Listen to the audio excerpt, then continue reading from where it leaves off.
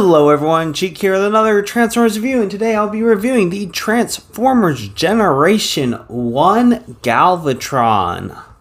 Obviously, he looks quite different than he did in the cartoon, and this is also looks quite a bit different from the, the original, because it's missing some parts and a bunch of stickers.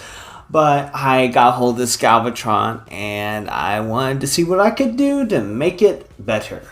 I wanted to be able to at least get him looking good. I don't think I can ever get the electronics to work, unfortunately. I might be able to someday if I learn that sort of thing, assuming the chip isn't damaged too much or whatever. But anyway, the sound is obnoxious anyway, so I mean, I probably better off without it anyway. As you can see, Toy Hacks got some fresh stickers for him that I'm probably gonna replace at least most of them. I don't know how many of the stickers are still on there, but as you can see, they're pretty rough, the ones that still are on there. And then something I ordered is someone on eBay that 3D prints or does resin molds of replacement parts. So now I have new parts for Galvatron. So even though these aren't G1 original, they are original, pretty much reproductions of the original. So now I pretty much have a complete Galvatron. Obviously not all original, but also there's a lot of classic cars and other vehicles that have reproduction parts to get them pretty much restored. Anyway, that's about it, and I'll pop back in once I've gotten everything fixed up. It took a little bit longer than I thought it would to get everything finalized, is when I did that quick little video about, just seeing repro labels and putting them on and maybe being able to get electronics. He was missing this piece right here, and also this is an original piece. There was a reproduction I got in that pack, but it turns out I didn't need it. I still have it as a backup just in case. But this is reproduction, and reproduction, as pointed out. Of course, as you can see, there is a lot more stickers. He looks it looks all cleaned up. And I'd say everything looks pretty nice. There's just sticker, a bunch of stickers. And I think they all look really nice, courtesy of Toy Hacks. I did end up ordering another Galvatron online for about $10. Had working electronics and the parts, a couple of parts I was missing. So I was like, you know what? I'll go ahead and get it. Got it, and not only did I replace a few of the parts that are missing, I replaced the handle, because the handle was like chewed up or something by like either a dog or a kid or whatever, but it was chewed up by something. I replaced some of the internal joints to make it a little bit tighter, and put a little paper insert, like rolled up tightly paper in there to kind of strengthen some of the joints. I didn't have any more super glue. My super glue tube dried up, so I can't really do any fixes with that, but I think I did provide some extra support for some of the joints. Yeah, so the biggest difficulty with getting this guy apart is getting this belt thing off, not just the red part, but the whole black round thing. Getting this right here can be a little tricky, especially if you don't want to scratch up the chrome more than it already is. And then the crown. The crown is absolutely the hardest thing to get off of this guy. But it was definitely a bit of a challenge, and I actually thought it was pretty fun to mess around with and to get all fixed up. It's not every day that I get to kind of sort of restore an old original figure. And I know it's not exactly fair to do comparisons with later figures, but here we have him with not Kingdom, not Siege, or it was Kingdom, and I think they did like 3 releases, like Kingdom, then Toy Generation Selects Toy Style, which is more look like him, and then Legacy, which I think is this one right here, which if I remember, based off of something that was released relatively recently at the time of recording this, They are doing another Studio Series 86 liter class Galvatron. I'm assuming it's the same mold. And of course, there he is with his Matrix. At this point, I have quite a bit of Matrixes. Anyway, this one's definitely better as far as posability and being and for screen accuracy. But I will say that the older, bigger one is better in other ways. Like, he's just got so much heft to him. Some ways, so much so that if you're not careful, you push down just a little bit, his legs will start to collapse.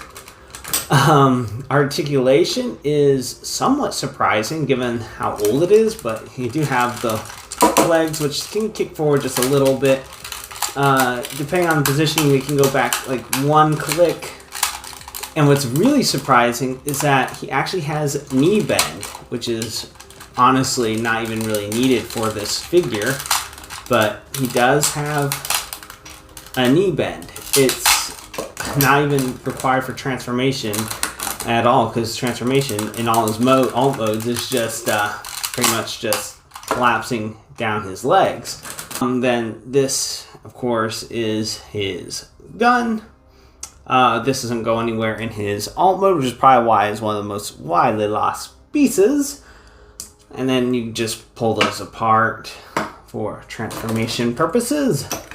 And then, of course, he has a little handgun, which, like I already talked about, but which is kind of silly because I don't remember him really holding a gun. He just used his fusion cannon. If it's still called his fusion cannon, even once he was reformatted from Megatron into Galvatron. But that's pretty much about it for the robot mode. Well, I guess there is a little bit more articulation. Nothing at the head. But you can get a full 360 at the arms. They can go out a bit. No rotation at the elbow, but you can do a side bend at the elbow if you want. And then get a little less than 90-degree bend at the elbow. And then you can also bend it back if you want, but that's also kind of just more of a transformation thing. And then you get hip rotation, just a little bit, but that's more for transformation anyway. Because everything on the back, at least the handle, gets in the way of that. And then one more thing you can do is, well, I don't know why. I guess the electronics on this one might be starting to go a little bad, at least the transistor for this particular switch.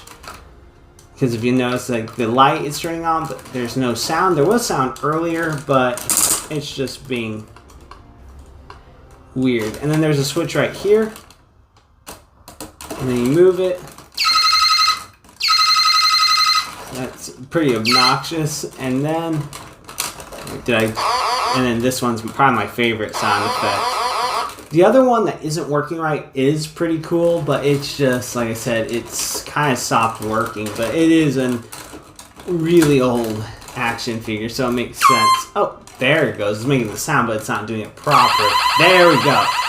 That's what that one is supposed to sound like, is that. I don't know why sometimes it works and sometimes it doesn't, but that's what it's supposed to sound like. Time for transformation. So we're going to get him into his handgun mode first, as that's just quicker that way, which is something that we never see in the show or movie. It's just something that they decided to have for the toy. I think it's honestly kind of silly, but it's something that they did. Extend this up, collapse the sight down, and then rotate. Well, might be a good idea to do this first, but rotate the waist around. Then you just have these off to the side. Then you collapse the legs together, flip in the feet, collapse that in, hopefully without pulling this back out at all. But then you pretty much have it in the space gun mode. There's just one more thing to, and then one more thing to do, which is just to plug that in, and then you have a space gun. Although, and this tube does light up pretty well. It's just harder to see in the light. Let's see if I can make it a little bit darker. Normally when doing stuff like this, you want very good lighting, but in this case, if you want to see that, you want to have it nice and dark. To get them into tank mode, it's pretty straightforward. You just fold that back, rotate these back, make sure these flaps are out. It doesn't really matter too much, but they do kind of move out of the way when you get these rotate back around. But flip out the treads, rotate, tab into place, stop treads, rotate, tab into place. And of course this is his tank mode, and it's very simple. It's very easy to get into, especially from the handgun mode, but it's definitely not cartoon accurate, but it's a decent enough toy. He does roll around a little bit, but it's not the greatest. But then again, when are you going to be rolling around a giant space cannon? Which, honestly, a cannon, artillery gun, I mean, it's, I guess, a step up from a handgun, but it's still kind of like, it's like the middle ground before he became a tank. So I think it's kind of like a missing link in its own right, so to speak. And it's a way that you can make him a gun without, you know, the toy laws. That might be actually one of the reasons why he got turned into a cannon, was because toy gun laws, I think, might have been implemented around that time period, but I don't know too much on the history of that. And for comparison, here we have the Legacy or Kingdom version of Galvatron, and he looks so, they both look cool together, honestly. I think his just sheer size, electronics, chonkiness just makes him endearing to me, so I think that he's really cool in that regard. I like him because of the accuracy, but I will say I don't think that this is quite close. Like, this is how he's supposed to be transformed, and it is closer to this style. It even has like the gun handle thing going on there.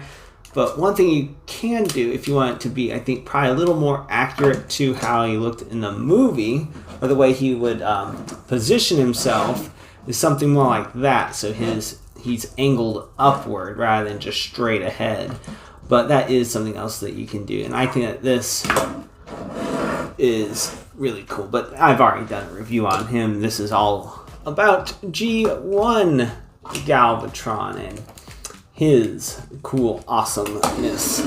I don't know what my next project will be, but I think he's the third. I've done Power Master Optimus Prime, just the cab, but I've done, or Jinrai essentially. I made him into Jinrai.